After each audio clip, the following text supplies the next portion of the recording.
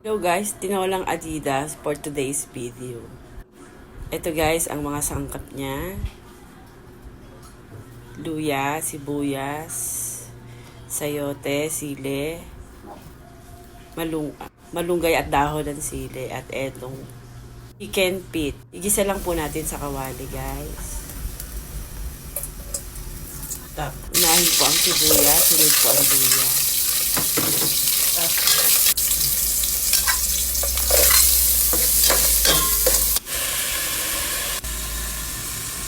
Dan pag medyo golden brown na po, isunod na po natin ang paa ng manok. Ayan guys, lagyan natin ng paminta powder onte.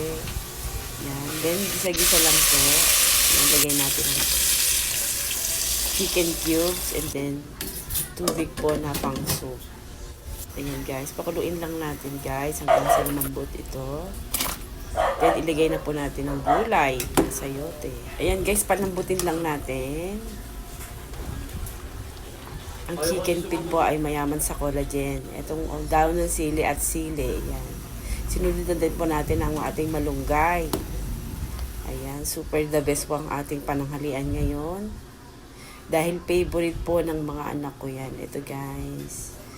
Ayan na po, kain tayo guys. Thanks for watching.